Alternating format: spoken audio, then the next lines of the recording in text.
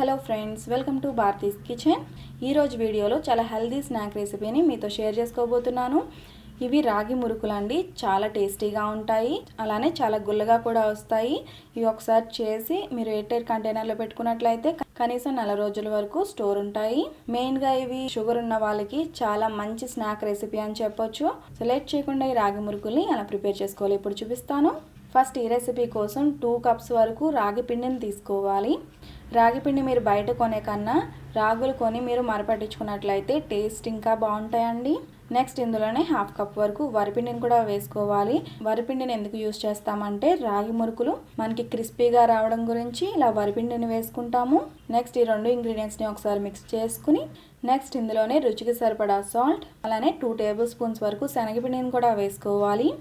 Next ఇందులోనే 2 tea spoons వరకు కారాన్ని కూడా వేసుకోవాలి. నెక్స్ట్ ఇందులోనే 1 టేబుల్ స్పూన్ నువ్వులు, 1/2 టీ స్పూన్ వామును కూడా వేసుకోవాలి. వాము వేసుకునే ముందు డైరెక్ట్గా వేయకుండా కొంచెం క్రష్ చేసి వేసుకోవాలండి. ఇక్కడ నేను ఆల్రెడీ క్రష్ చేసి తీసుకున్నాను. వాము ఫ్లేవర్ అనేది చాలా బాగా వస్తుంది క్రష్ చేయడం వల్ల. వామును మీరు అరిచేతిలో బాగా నలిపి తీసుకుంటే సరిపోతుంది అన్నమాట. నెక్స్ట్ ఇందులోనే 3 టీ స్పూన్స్ వరకు బటర్ని కూడా వేసుకోవాలి. ఇంగ్రీడియంట్స్ అన్ని వేసుకున్న తర్వాత ఒకసారి మిక్స్ చేసుకుని కొద్దిగా వాటర్ వేసుకుంటూ బాగా మిక్స్ చేసుకోవాలి. బటర్ని ఎందుకు వేసుకుంటామంటే మురుకులు కొంచెం గుల్లగా రావడానికి వేసుకుంటామండి. మీ దగ్గర బటర్ లేదనుకోండి కొంచెం ఆయిల్ని వేడి చేసి కూడా వేసుకోవచ్చు. 5 నుంచి 6 స్పూన్ల వరకు ఆయిల్ని వేడి చేసుకొని వేసుకోవచ్చు. మురుకులు గుల్లగా రావడానికి బటర్ని కానీ లేదంటే వేడి చేసిన ఆయిల్ని కానీ లేదంటే వేడిగా ఉన్న వాటర్ని కానీ వేసుకోవాలి. ఈ మూడాట్లో ఏదో ఒకటి కంపల్సరీ వేసుకోవాలండి. ఏదైనా ఒకటి వేసుకుంటే కంపల్సరీ మురుకులు గుల్లగా వస్తాయి. ఇందులో కారానికి మనం కారం యూజ్ చేసాం కదా, మీరు కారానికి బదులుగా పచ్చిమిర్చిని అలానే అల్లాన్ని కొద్దిగా మిక్సీ పెట్టి ఆ పేస్ట్ని కూడా వేసుకోవచ్చు. నెక్స్ట్ రాగి పిండికి అంతగా ఫ్లేవర్ అనేది ఉండదు కాబట్టి మీకు ఇంకా స్పైసీగా కావాలి అంటే ఇందులో మీరు కొద్దిగా గరం మసాలాని కూడా యాడ్ చేసుకోవచ్చు అండి. గరం మసాలా వేసుకున్నట్లయితే 1/2 స్పూన్ వేసుకుంటే సరిపోతుంది. సో పిండిని మరీ గట్టిగా అలానే మరీ మెత్తగా కాకుండా ఇలా చూపిస్తున్న విధంగా మిక్స్ చేసుకోవాలి. నెక్స్ట్ మనం మురుకులు వేసుకోవడానికి ఇలాంటి షేప్ ఉన్న ప్లేట్ని తీసుకోవాలి. మీరు ఇదే పిండిని మురుకులుగా వేసుకోవచ్చు, లేదంటే సన్నటి కారపూసలా వేసుకోవచ్చు, లేదంటే జంతికల కింద కూడా వేసుకోవచ్చు. మురుకులు వేసుకునే ముందు ఒకసారి దీనికి ఆయిల్ని గ్రీస్ చేసుకోవాలి. సో ఇలా లోపల పార్ట్ అంతా కూడా ఆయిల్తో గ్రీస్ చేసుకోవాలన్నమాట. ఇలా చూపిస్తున్న విధంగా ఆయిల్ని అప్లై చేసుకుని ఆల్రెడీ ప్రిపేర్ చేసుకున్న పిండిని ఇందులో ప్లేస్ చేసుకుని మురుకుల్లా ఒత్తుకోవాలి. మురుకులు చేసుకునే దాంట్లో పిండిని వేసే ముందు మళ్ళీ ఒకసారి నీట్ చేసుకున్న తర్వాతనే వేసుకోవాలండి. మనకి మురుకులు వేసుకోవడానికి కొంచెం టైం పడుతుంది కదా, ఈలోపు మనకి బ్యాటర్ కొంచెం గట్టిగా అయ్యే అవకాశం ఉంటుంది. సో మనం ఇలా మురుకులు చేసుకునే దాంట్లో వేసుకునే ముందే బ్యాటర్ని ఒకసారి నీట్ చేసుకోవాలి. అంటే పిండి ముద్దను ఒకసారి బాగా మిక్స్ చేసుకున్న తర్వాతనే ఇందులో వేసుకోవాలన్నమాట.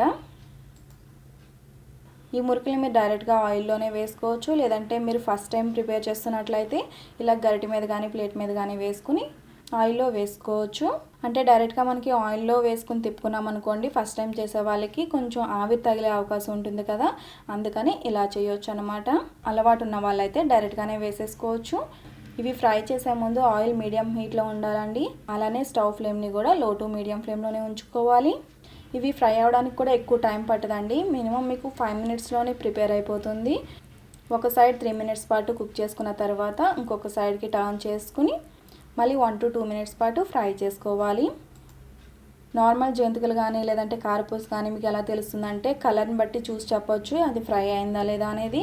కానీ ఈ మురుకులకు వచ్చేసరికి అలా ఉండదండి. మనం వేసింది రాగిపిండి మురుకులు కాబట్టి ఇవి చూడడానికి కలర్ కొంచెం డార్క్ కలర్లోనే ఉంటాయి. అది మీకు ఫ్రై అయిందా లేదా అనేది కలర్ చూసి చెప్పడం కష్టం కాబట్టి ఇవి ఫ్రై అయిందని తెలుసుకోవడం కొంచెం కష్టం అన్నమాట. ఇది ఫ్రై అయిందని ఎలా తెలుస్తుందంటే ఇవి పూర్తిగా ఫ్రై అయిన తర్వాత మీకు బబుల్స్ అనేవి తగ్గిపోతాయి అన్నమాట. ఇలా బబుల్స్ ఏం రాకపోతే మీకు ఫ్రై అయిపోయినట్లే. నెక్స్ట్ ఇదే పిండిని మీరు ఇలా కారపూస కింద కూడా వేసుకోవచ్చు అండి. జస్ట్ మీరు ప్లేట్ని మార్చుకుంటే సరిపోతుంది. సో ఇలా మీకు నచ్చిన విధంగా మురుకుల్లా కానీ లేదంటే జంతికల్లా కానీ లేదంటే కారపూసలా కానీ ఎలా అయినా ప్రిపేర్ చేసుకోవచ్చు ఒకటే బ్యాటర్ని. సో ఇలా నేను చూపించిన విధంగా ఇదే కొలతలతో మీరు రాగి మురుకులు చేశారనుకోండి చాలా గుల్లగా టేస్టీగా వస్తాయి. సో ఈ రెసిపీని మీరు కూడా తప్పకుండా ట్రై చేసి మీకు ఎలా కుదిరిందో నాకు ఈ వీడియో కింద కామెంట్ సెక్షన్లో షేర్ చేయండి. ఈ రెసిపీ మీకు నచ్చితే తప్పకుండా లైక్ చేయండి. రెసిపీ ఎవరికైనా హెల్ప్ అవుతుంది అనుకుంటే ఈ రెసిపీని తప్పకుండా మీ ఫ్రెండ్స్ అండ్ ఫ్యామిలీస్కి షేర్ చేయండి. మరిన్ని మంచి రెసిపీస్ కోసం నా ఛానల్ని సబ్స్క్రైబ్ చేయండి. అలాగే తర్వాత వచ్చే బెల్ ఐకాన్ కూడా క్లిక్ చేయండి. Thanks for watching.